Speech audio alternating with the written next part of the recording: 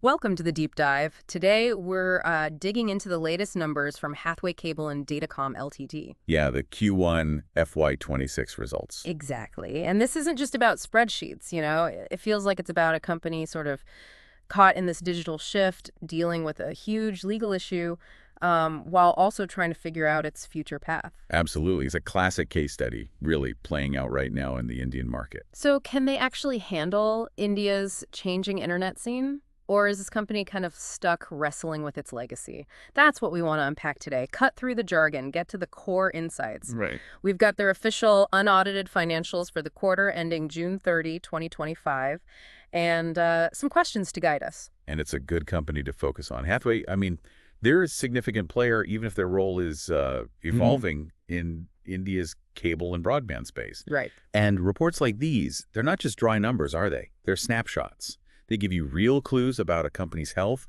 its strategy, and honestly, understanding them is key if you really want to be informed about the whole industry landscape. Okay, so let's jump in. Looking at the big picture first. How did Hathway actually perform overall in Q1? What was their consolidated revenue from operations? Okay, so for the quarter ending June 30th, 2025, the consolidated revenue from operations came in at 530.50 crores. 530 crores. And just to remind folks, a crore is 10 million rupees. So quite a bit. How does that compare? Well, yeah, it shows growth. If you look at the quarter just before ending March 31st, 2025, it was 513.15 crores. Okay. And go back a year, same quarter, June 30th, 2024, it was 502.61 crores.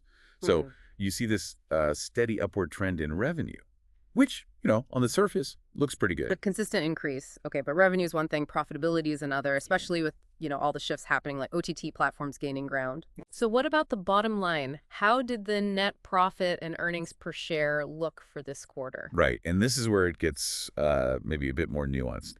The consolidated net profit for this quarter, Q1 FY26, was 31.03 crores. Okay, 31 crores. How does that stack up? Well, interestingly, it's actually down from the previous quarter, which was 34.80 crores. Okay, a sequential dip? Yes, but, and this is important, it's a significant jump compared to the same quarter last year, Q1 FY25, when it was only 18.32 crores. Ah, so better year over year, but down quarter over quarter. What about earnings per share? Same pattern there. It was 0.18 rupees per share in Q1 FY26.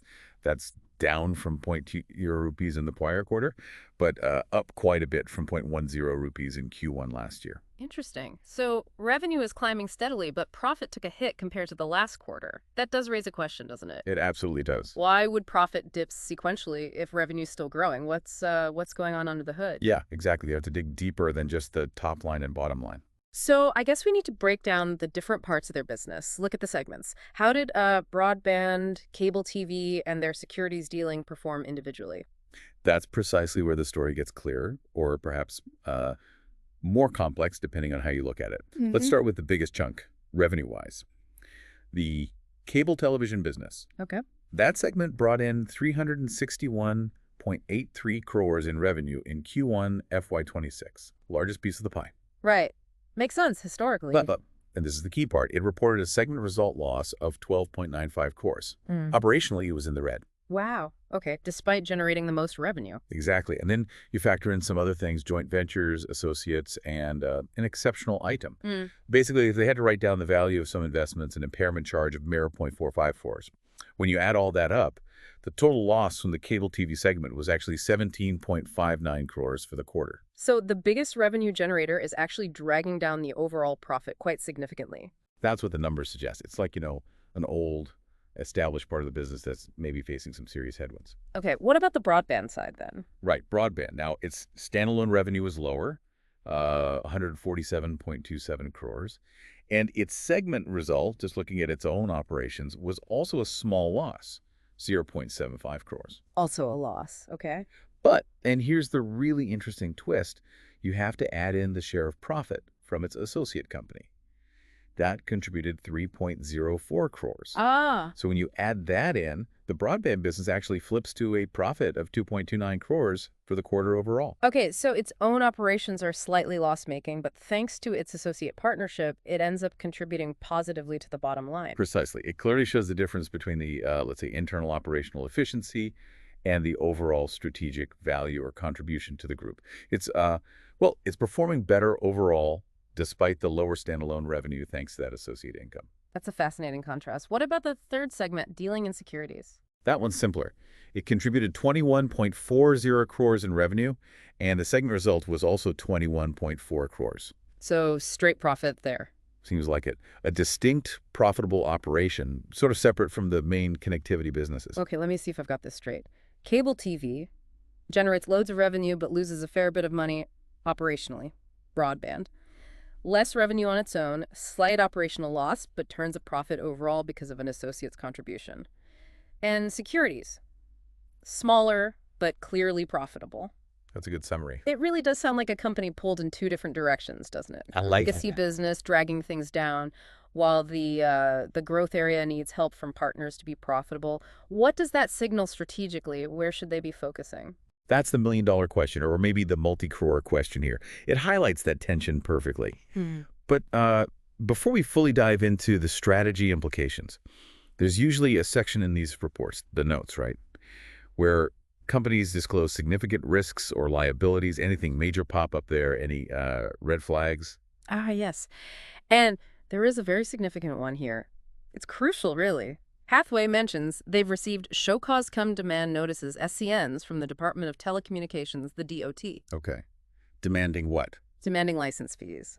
And the amount is, it's huge, 3,201.93 crores. Wait, 3,200 crores? That's right, over 32 billion Indian rupees. And that includes interest and penalties calculated up to when the notices were issued. Wow.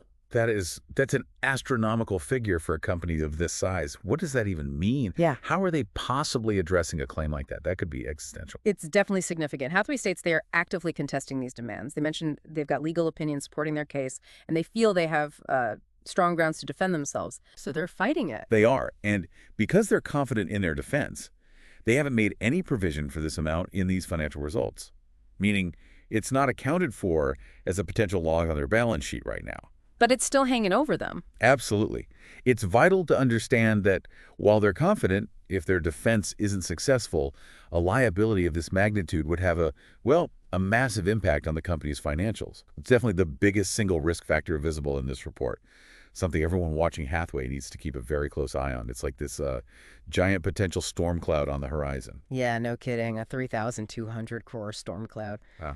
Okay. So putting it all together now, the segment performance, this huge DOT demand, what are the main takeaways for someone just trying to understand the Indian cable and broadband market right now? How does Hathway fit into the picture with things like OTT booming and everyone wanting faster internet? Well, I think the contrasting fortunes of Hathway's own segments, cable TV struggling, broadband showing promise with help, kind of mirrors the broader industry shift, doesn't it? Yeah, it seems to. We're seeing that move away from traditional cable towards broadband-driven everything, largely fueled by OTT, and the simple need for reliable, fast internet.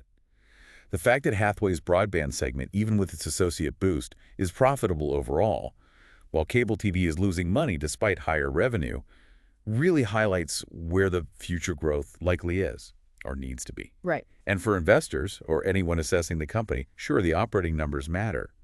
But right now, the management's confidence and ability to fight off that enormous DOT demand is arguably just as critical. It's a major part of the risk assessment. So the big question hovering over them is how they balance this, right? How do they manage the high revenue but loss-making cable TV side while trying to really grow broadband, especially with this massive potential DOT payment looming over everything? Exactly. It's a tough balancing act. How do you invest in the future in broadband infrastructure, perhaps, when your traditional cash cow is costing you money and you have this huge potential liability you might have to pay out? It's a strategic tightrope walk. Okay, so let's try and wrap this up. Key insights from Hathway's Q1 FY26. Revenues up consistently, which is good. Net profit jumped significantly year over year, but dipped compared to the last quarter. Yep. And the segments tell a story.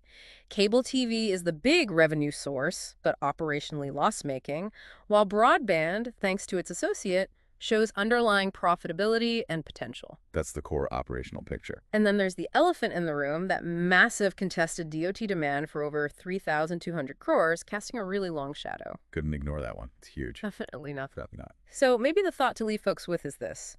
As India's whole digital world keeps changing so fast, pushing everyone to faster internet, more streaming, more diverse content, can the traditional players like Hathway really adapt? Can they pivot effectively to strengthen broadband, or will the sheer weight of that legacy cable business, coupled with big regulatory challenges like this DOT issue, just prove too much?